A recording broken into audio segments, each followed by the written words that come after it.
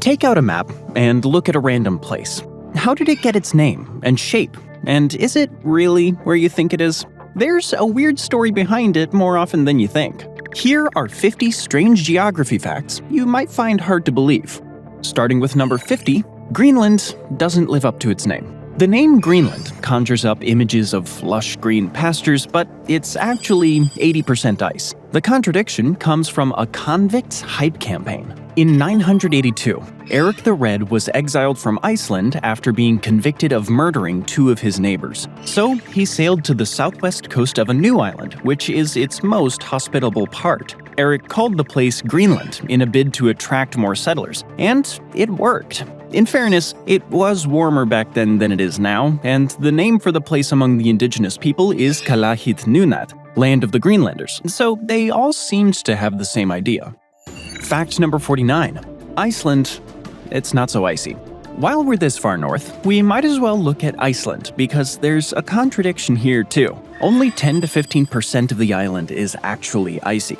The first settlers seemed to know this and called it Snowland. Then it was called Garðarsholmur, or Garðar's Isle, after one of the early arrivals. Next came a Viking named Hrafnafloki Vilgarðarsson, and the place took a lot from him. His daughter drowned on the journey there. After that, his livestock died of starvation in the harsh winter. A depressed Floki climbed a mountain trying to find anything good about this place, but only found a fjord full of ice. So he called it Iceland. The name stuck, but didn't discourage mass settlement. One of his crew members said it was so rich that butter dripped from every blade of grass. Maybe he should have tried renaming it Butterland.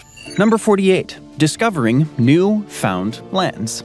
The Vikings weren't the only ones to give nonsensical names to things in the far north. About 500 years later, Europe's Great Age of Discovery began, and a naming frenzy followed. Just 5 years after Columbus, the English-employed explorer John Cabot landed on the island that King Henry VII would call Newfoundland. But like the other newly discovered places, it was only newly found land to Europeans. There were already people living there.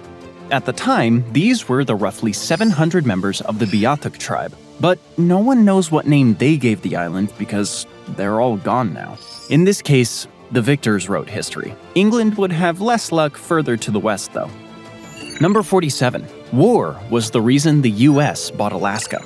Alaska is the biggest state in the Union, but it's over 500 miles away from the continental United States. So why was America interested? After all, the deal to buy it from Russia in 1867 was so controversial it was called Seward's Folly. Blame Canada and the Crimean War for the geographical weirdness. The United States tried to get Canada before. It failed in both the Revolution and War of 1812, but that didn't mean it wanted to give up. As early as 1848, future Secretary of State William Seward was writing about Americans being destined to roll resistless waves to the ice barriers of the North. Fortunately for him, Russia lost the Crimean War. That meant both Russia and the United States were wary of Britain adding Alaska to its North American territory, so they agreed on the transaction. Alaska's geographical story is far from the weirdest, though. Number 46. Upper Michigan Peninsula problems. Look at a map, and you might think that what locals call the UP of Michigan, or the Upper Peninsula, should be part of Wisconsin. That would make geographical sense, but it wouldn't be in the interest of peace. Go back to the 1780s. The newly independent United States acquired the Northwest Territory and intended carving it up into 5 states. Ohio was the first of these, with statehood in 1803, but things were far from harmonious at the time. The people of Michigan weren't happy when the chance for statehood finally came, because they thought Ohio's border was too far to the north. They wanted Ohio's strip of land under Lake Erie to themselves, including the city of Toledo. Ohio and Michigan called up their militias and nearly came to blows. That's when Congress stepped in. Ohio would keep Toledo, but Michigan got the UP as compensation. Wisconsin wasn't happy, but they didn't go to war over it. Number 45. Maryland's strange shape. You've probably noticed how weirdly shaped Maryland is. Some of it looks like it should be in Pennsylvania or West Virginia, right? At its narrowest, there's only a 1-mile buffer between those two states. That's because Maryland has lost every border dispute it's ever had. The original 1632 border was set at 40 degrees north. The southern border was the Potomac's entire north branch, and it's all downhill from there. 50 years later, Pennsylvania's southern border was set at 40 degrees north, but the surveyor used a bad map and went further south. The result was Cresaps War in the 1730s. The dispute was settled with the creation of the Mason-Dixon line. As a result, Philadelphia is not in Maryland, and Western Maryland looks pretty weird. Maryland also once claimed all of the Delmarva Peninsula it shares with Delaware, but it was a Catholic-governed colony, and the formerly Dutch Protestants in Delaware wanted none of that. The border was placed 23 miles further south than it should have been. More land at the southern end of the peninsula was then lost to Virginia. Then, Maryland lost more land to create Washington, D.C. Number 44. Oklahoma's Panhandle origins. Maryland is far from the only state to have strange borders. Some of them reflect a much darker part of American history, the legacy of slavery. Did you ever wonder why Oklahoma has such a narrow panhandle? It's 167 miles long, but only 34.5 miles wide, and it's so thinly populated it used to be called no man's land. So why isn't it just part of Texas? Because Texas upset the delicate balance of power when it joined the Union as a slave state. The 1820 Missouri Compromise set Missouri's southern border as the northern limit to where slavery would be permitted in the territories left over from the Louisiana Purchase. If you look closely, you'll see that the Panhandle exactly lines up with Missouri's border. That's because Texas gave up a lot of the northern territory it claimed in the Compromise of 1850. And to protect the Cherokee, Kansas's border with Texas was moved just a little further north, leaving an odd rectangle called the Neutral Strip. It stayed that way until 1890, when it was finally attached to the Oklahoma Territory. Number 43. Idaho's Gold Rush routes. Let's go a little further north. Doesn't Idaho's panhandle look like it should be part of Washington? It actually once was. All of Idaho was. But in 1860, settlers found gold in the current panhandle. People poured in from California, and they started to demand local government. Washington's legislature didn't want to move the capital east from Olympia, so Congress stepped in and created the Idaho Territory in 1863, which included the panhandle. The gold was too much for the Washingtonians to handle.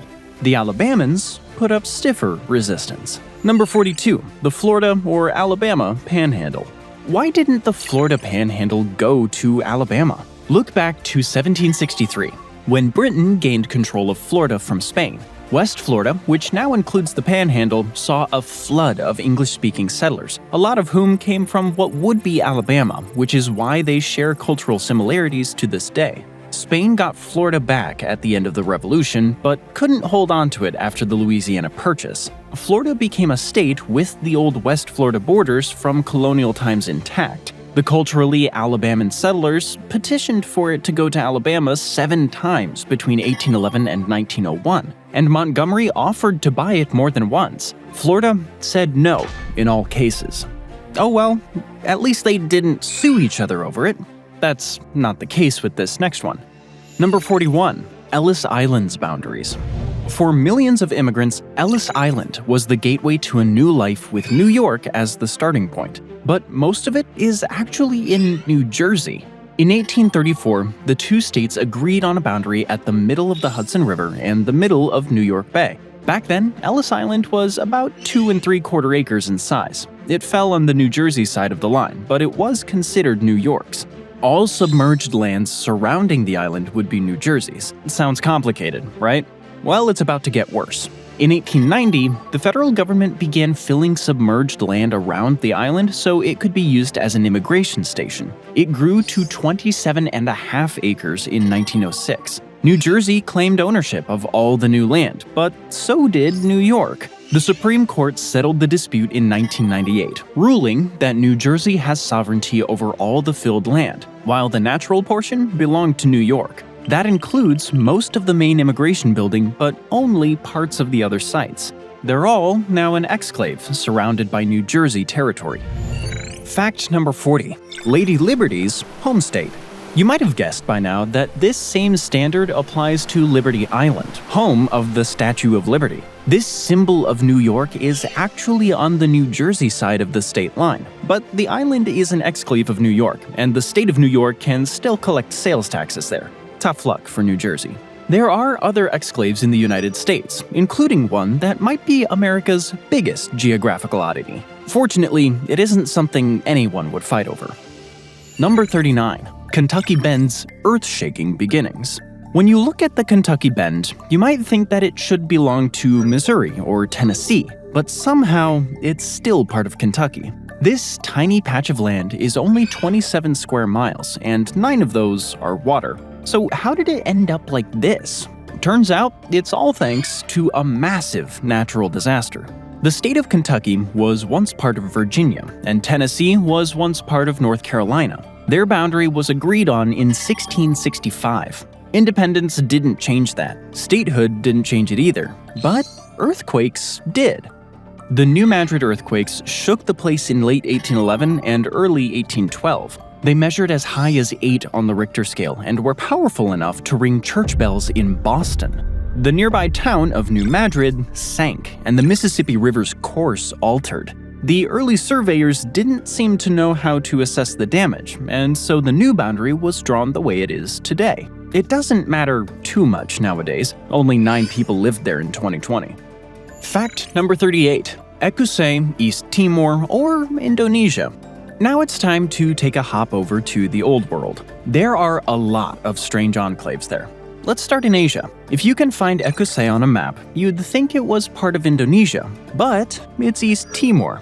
The geographical oddity is a legacy of European imperialism. The Dutch and Portuguese differed on the extent of their territorial holdings in the area. No surprise there, but it was settled in 1915. This exclave was part of the Portuguese holdings, while the Dutch controlled Indonesia. That didn't seem to matter when Indonesia occupied formerly Portuguese East Timor in the 1970s, but it regained its independence in 2002. Ekusei was part of that. The story might not be over, though. Indonesia has recently argued that the hamlet of Naktuka on the western edge shouldn't have been part of the old Portuguese territory. Things are much more complicated in Western Asia. Fact number 37. Nakhchivan Autonomous Republic. Armenia and Azerbaijan went to war not too long ago. Their borders are complicated. Say hello to the Nakhchivan Autonomous Republic, a part of Azerbaijan that borders Armenia, Turkey, and Iran, but is separated from the rest of it. Baku has expressed a desire to link this area with its main territory, and Turkey's President Erdogan also said that he wanted to see a corridor directly linking his country with mainland Azerbaijan. Europe's increasing desire to forge energy deals with Azerbaijan also adds to the tension. If there's another war that breaks out over territory, it could come over this little piece of land. Number 36. Angolas Enclave. There's another resource-rich exclave that's creating tension in the world. It's Angola's Cabinda province, which is a little dot surrounded by the Republic of Congo and the Democratic Republic of the Congo. Like in Asia, the mess comes from European imperialism. Portugal had trading posts here before signing a treaty with the chiefs of Kakongo, Loanga, and Ngoyo in 1885. It made their territories part of a protectorate called Portuguese Congo, the precursor to modern Angola. Cabinda gradually merged with this territory, and that's why it remains even after Portugal left. Not everyone was happy though. Some of the locals fought a guerrilla war until 2006. Angola is willing to put up with the danger because the place's oil provides 2/3 of the energy revenue that powers its economy. Move far to the north and you'll find an exclave that was once part of a war, but is now, thankfully, an amusing curiosity.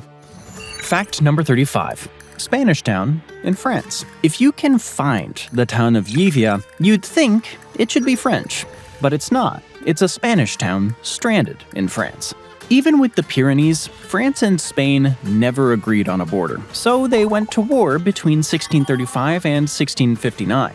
The Treaty of the Pyrenees ended the fight, but the border still wasn't clear. The treaty vaguely said that 33 villages in the disputed area would go to France. Juriah was one of them, but the Spaniards argued it was a town, not a village, so there was a compromise. Spain kept the town, but France got a nearby valley.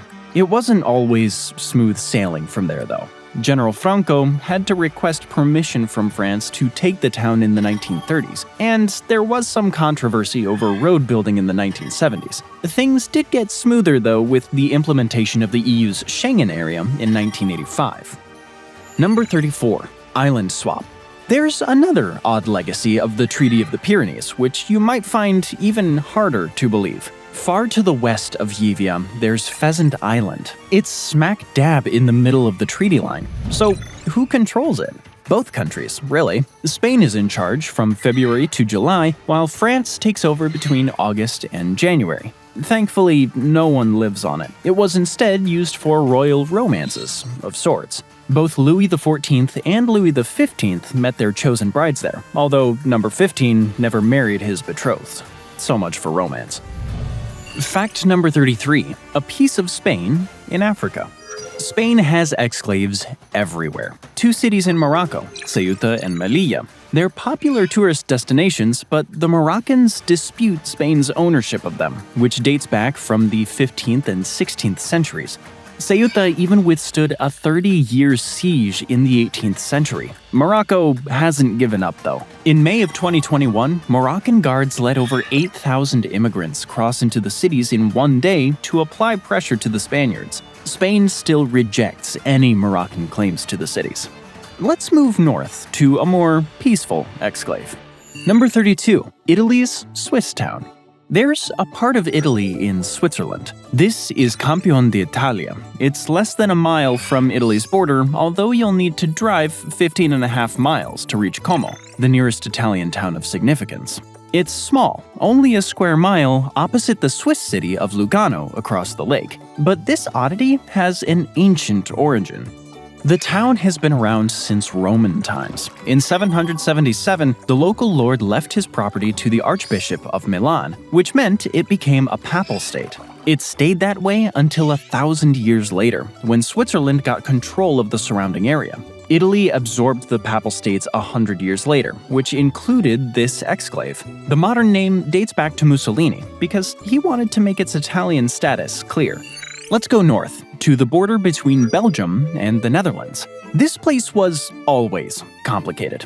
Royal inheritances, wars of religion, stuff like that. You'd think those issues would be solved today, but take a close look. The Dutch municipality of Baarle-Nassau hosts almost 22 Belgian enclaves. They look like amoeba on a map, with Dutch exclaves at the core of the amoeba.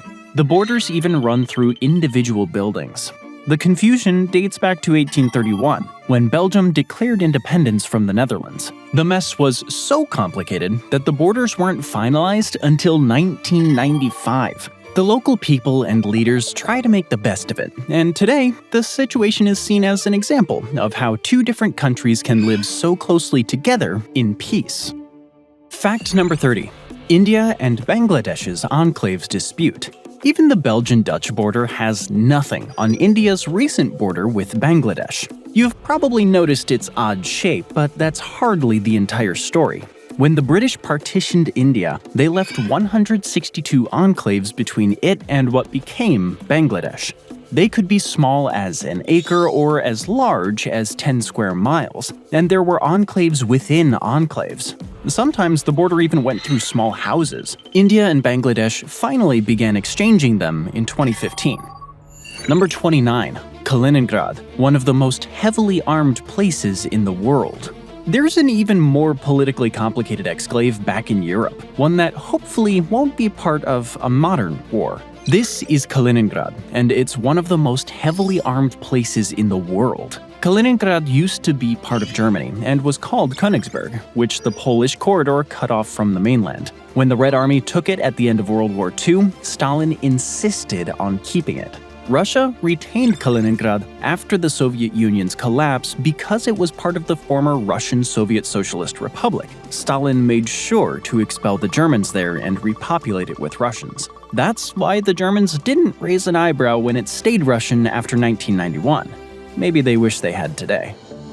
Number 28. The Black Forest. The Germans have a much more valuable treasure inside their borders, the Black Forest. It's a beautiful place, full of charming villages amid lush, green scenery, but that's probably why it gets its deceptive name. The trees can grow very thick here. There's a 100-mile stretch of pine trees that's so dense, the sun struggles to reach the forest floor. That can be a scary experience. The Romans seem to have been spooked, so they gave it the name Silva Nigra, Latin for Black Forest. You probably won't have to worry about fighting a tough Germanic warrior in these dense woods, though. Go there today, and you'll get to enjoy some Black Forest cake. Number 27. The Dead Sea is alive. Far to the east of the Black Forest lies the Dead Sea, but the name is wrong on both counts. It's not a sea, it's technically a saltwater lake, and it's not dead. Sure, you won't see any fish or plant life there. It's so dense with salt you can't even dive in it. But there's a lot of microbes there, and it's a dog-eat-dog world, or maybe bacteria-eat archaea world. Salt-loving archaea adapted to survival in this harsh environment, but so did bacteria by eating the corpses of archaea. The Dead Sea is actually a testament to how survivable life really is. Number 26. Lake Tahoe's deceiving name. There's another lake that doesn't have the most descriptive name. You've probably heard of Lake Tahoe, that borders California and Nevada. Its name means big water in the Washoe language, but it's actually pretty small, at only 191 square miles. It won't make any lists of the world's biggest lakes. Big water might have been better named deep water instead, because where it lacks in size, it makes up in volume. It has a depth of 1,644 feet, the second deepest in the United States, which adds up to a volume of 37.4 cubic miles. It has more volume than any other lake in the US, except for the 5 Great Lakes. Number 25. Buffalo, New York's name. Speaking of the Great Lakes, we already know that they gave rise to bustling cities. Toledo was one, Buffalo, New York is another. When you hear that name, you might think of it as a tribute to the great herds of bison that once roamed North America. Buffalo wasn't named for them, though. It was named after Buffalo Creek, now called the Buffalo River. But no one really knows how the river got its name. The only thing that everyone seems to agree on is that it was first marked on a map in 1762. Theories range from desperate explorers stealing a horse from the Native Americans and serving it to their party by the river, claiming it was buffalo meat, to the more plausible idea that white settlers met an old native man over there, learned his name, and gave it to the river. Who knows? Number 24. The Blue Red Sea. Let's get back east. There's another famous body of water that has an odd name.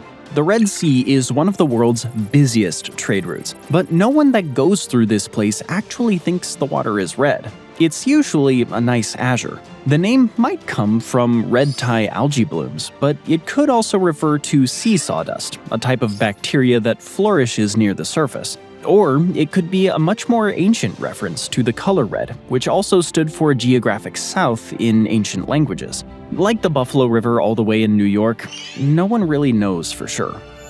Number 23. The Black Mountain.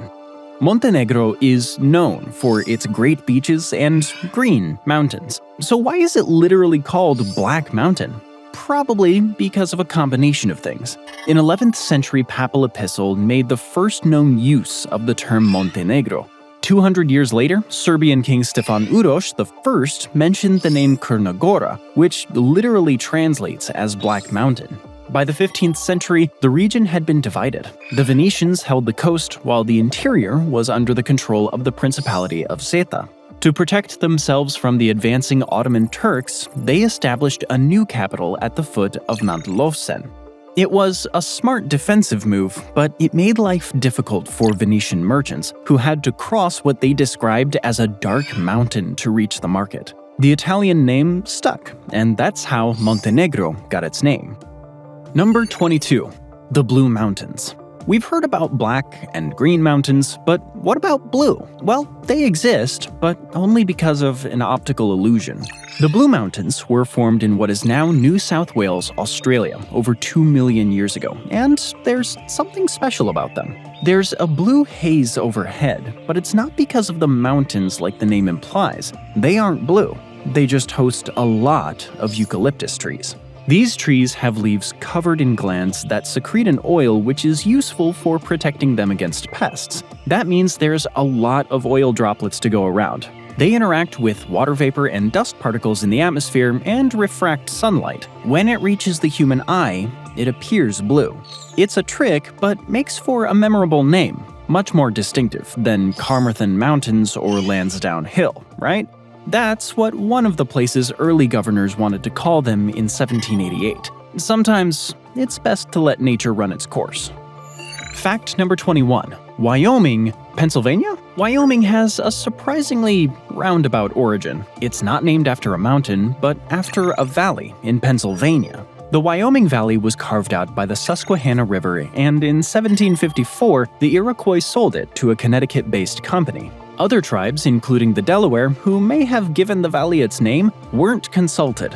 Some say Wyoming comes from a Delaware word meaning at the Big Plains. Others trace it to an Algonquin phrase meaning large prairie place. The land deal fizzled out, thanks to the French and Indian War and later the American Revolution.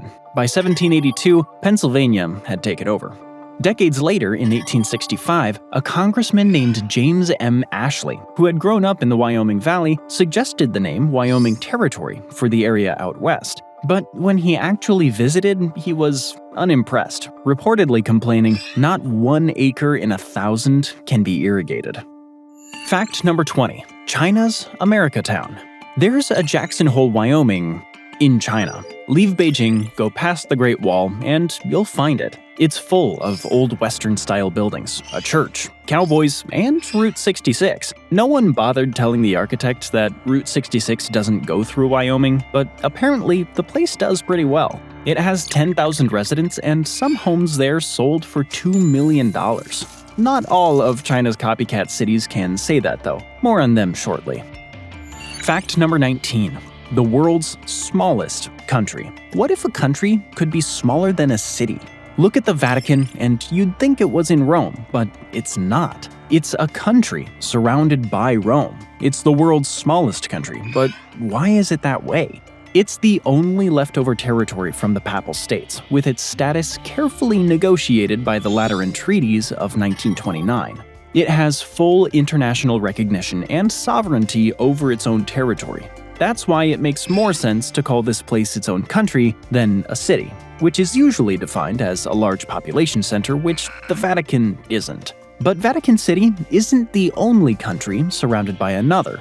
Number 18, friendly San Marino. San Marino is another country completely surrounded by Italy, so you might not find it on a map. It's only 24 square miles with 33,000 people. So how did it stay independent? It has a long history of perfect diplomacy. It escaped Napoleon because he liked its leader. When the great Italian unifier, Giuseppe Garibaldi, was surrounded by Austrian troops, he and his men sought shelter in San Marino. He never forgot what it did for him and paid it back when it requested to stay independent. It was neutral in World War I, but sent 10 medical assistants to the Italian army to stay on Rome's good side. Then it flirted with fascism, mirroring Mussolini's rise and fall almost to the day. The mirroring trick has clearly worked. Number 17. Little Lesotho. Have you noticed a little circle in South Africa? That's Lesotho. Why is it that way? Well, it's another legacy of European imperialism. South Africa was highly coveted in the 19th century. The Sotho people who lived there united into a defensive state called Basutoland, which shouldn't be surprising given the shape. They tried to hold off both the British and the Boers, but the British didn't like the Boers either, so they made it a protectorate. That wasn't the end of the story, though. A lot of fighting and compromise was still to come, but Lesotho was kept separate from the Union of South Africa that formed in 1910. In 1966, it gained independence. Let's stay with Lesotho. It holds another geographical curiosity. Number 16. Skiing in Africa. When you think about winter sports, you don't think of Africa. So why does Lesotho host one of the continent's few ski resorts? Look to that east border with South Africa, with the Drakensberg Mountains. The highest peak is 11,000 feet above sea level. The highest pub in all of Africa is there too, at only 2,000 feet lower. There's a much less hospitable place on another continent, but the locals have adapted well. Number 15. Kazakhstan's space base. Far to the north of Lesotho lies a strange geopolitical outpost, Baikonur. Technically, it's part of Kazakhstan, but Kazakhstan doesn't run it. Russia does. The city and surrounding area are leased by Russia, which pays $115 million in rent each year to maintain control until at least 2050. The encircled territory is valuable for its space base, which dates back to Soviet times. Number 14. The Jewish Oblast. Did you know that there's an explicitly Jewish region in Russia? It's the Jewish Autonomous Oblast. The Soviet Union created it in the 1920s as part of a celebration of the new nation's ethnic diversity. It's the world's first modern Jewish area. It's in the Far East, near the Chinese border. 25% of its population was Jewish at its peak in the late 1940s, but it was badly located. In the summer, you had swamps and insects. In the winter, you had Siberian temperatures. The Soviets weren't good at imitating Jewish culture either. They thought that the use of Yiddish would suffice, and by 1991, few Jews remained. The 2021 Russian census put its population at a little over 150,000, with only 837 Jews left, even though the oblast retains its status. Number 13. Underground Down Under. Brave Australia's outback, and you can find Coober Pedy. Population 2,500. You'll first notice normal-looking buildings, but that's not where people actually live. Since it's sometimes 130 degrees outside, the real town is 13 feet underground. You need to go through the ordinary buildings to get to it. There, you can enjoy the shops, restaurants, and even an Orthodox church cut into the rock. Fact number 12, Japan's Ghost Island. Coober Pedy is harsh, but people actually live there. That's not the case with Japan's Ghost Island, Hashima, near Nagasaki. It used to be a boomtown. Japan discovered high-quality coal there, but it's a harsh environment. You can expect rogue waves, high winds, and frequent typhoons. In 1931, the island was fortified against the elements, with better amenities for workers and their families. But the sea made for air with 95% humidity, which made coal fumes stick to the skin of residents. Workers there were paid more than their mainland counterparts, but it wasn't enough. So, Japan forced captive Chinese and Korean laborers to do the worst tasks. Japan has never acknowledged this wrongdoing. People gradually left after the war, and the island was finally closed in the 1970s. Today, it's a controversial World Heritage Site and tourist attraction. It's far from the only ghost town in the region. Number 11. China's British experience. There's a place called Temptown just outside of Shanghai. It's supposed to duplicate the London experience. There's Tudor architecture, the iconic red phone booths, statues of Winston Churchill and, of all things, Harry Potter, and there's even security guards dressed in the famous Bobby uniforms. But no one really lives in Temptown. The place is mostly used by couples to take wedding photos. Number 10. The Venice of the East. A lot of places say they're the Venice of the East, but China has actually built a mock Venice. It's part of the port city of Dalian, but a positive social media reception didn't mean people actually wanted to live there, despite the seemingly authentic-looking Renaissance buildings. Some were abandoned before completion, and the canals are sometimes dry. The Chinese weren't the only ones to have this idea, though. Number 9. Another day, another Venice. Qatar built its own fake Venice in 2012. It was troubled from the get-go. A major fire broke out that May, which saw the deaths of 19 people. Despite this, it is more successful than China's version of Venice, although few people go there in the daytime, and some travelers complain about it being gaudy. At least there's working gondolas, though. Number 8. The Big Apple in China. You might have guessed by now that China tried building a fake New York too, but it might be the most disastrous of the mimicries. It's near Tianjin, and work began in 2008. There were supposed to be mock-ups of New York landmarks like Rockefeller Center, the pre-9/11 Twin Towers, and even the Hudson River, but many of the buildings are unfinished and the streets are now empty. By 2017, Tianjin was hoping to use its free trade zone status and a coming high-speed rail line with Beijing to finally attract residents, but now it's 2025, and there's still no sign of success. Number 7. Holstat China. If big city life isn't for you, there's Holstat, Austria. Near the Alps and Lake Holstat, there are few more scenic places. It's a UNESCO World Heritage Site for a reason. But there's also one in China, which it revealed in 2012. It's part of the Guangdong province. Today, it is another ghost town, although one that's popular for more of those wedding photos. Number 6. Bonjour China. As you might have guessed, there's also a fake Paris in China too. That's the city of Tianducheng, right outside of Hangzhou.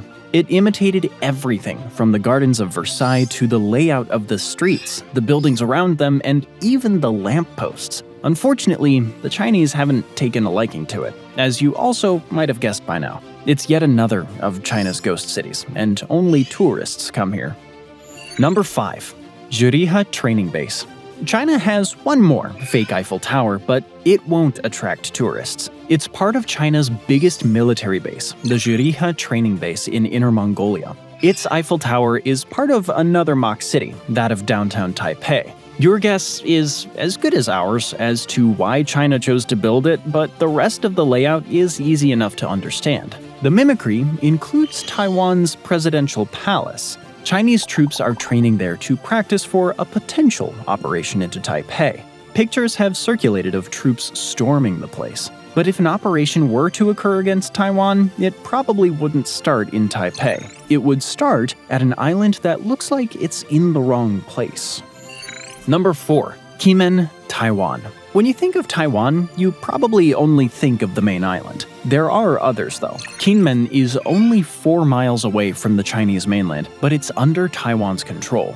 If a fight over Taiwan starts, it would likely be here. The place was regularly shelled until 1978. There's so many spent shells around that local craftsmen have turned the shards into knives that are popular souvenirs. Number 3. The disputed Korean Islands. Speaking of islands in the wrong place, let's take a trip to the equally contested Korean Peninsula, ones which actually saw recent conflict. There are 5 islands in the Yellow Sea off the coast of North Korea. You'd think they're part of the Hermit Kingdom then, but they aren't. They're in South Korea. Yongpyong is only 1.8 miles away. The North Koreans have claimed the island and have shelled it more than once, most recently with 200 shots in January of 2024. A worse incident happened in 2010, when 2 South Korean Marines and 2 civilians were killed. The year before that, North and South Korean ships exchanged fire near Daecheong Island, which is only 12 miles away from North Korea. There are other islands in unusual places, and they're increasingly the source of tension. Number 2. France's far reach. About 18% of France's territory and 2.6 million people are overseas. There are 13 territories. The closest is St. Pierre and Miquelon, an archipelago off the coast of the misnamed Newfoundland. They're almost 2,500 miles away. The furthest is New Caledonia in Oceania, over 10,500 miles away. But these overseas territories are starting to push back against French rule. In South America, French Guiana is calling for more autonomy. Reunion, Guadeloupe, and Martinique are voicing similar demands. In New Caledonia, tensions flared when France attempted to change voting laws, sparking unrest over a move that would let long-term French residents vote in local elections. Meanwhile, in French Polynesia, a pro-independence party has already taken power. France wants to keep them all. These regions give France the world's largest exclusive economic zone, which means it has a monopoly on all of the maritime resources nearby. Look at a map, and you'd think those resources shouldn't go to faraway France, but under international law, they do. That's a lot to lose. And finally, fact number 1, yesterday and tomorrow islands. By now, we know it's possible to be in 2 different countries at once, but can you be in 2 different times at once? Well, sort of. Go back to Alaska. Seward's Folly set the maritime border between Russia and the United States between Big Diomede Island and Little Diomede Island. They're only 2.5 miles apart, but the time difference between them is 20 or 21 hours, depending on daylight savings time. This is due to the international dateline running right on the border in the space between them. So if it's March 14th on Little Diomede Island, it's March 15th just 2.5 miles away. That's why they're nicknamed Yesterday and Tomorrow Island. So if you take a boat from one of the islands and lie down across the border, you can live in 2 days at once. Sort of. Thanks for joining me today. I hope you enjoyed the video, and if you want to see more videos like this, then please consider subscribing and turn on notifications. Really does make a difference. Thanks again, and I'll see you next time on MapPack.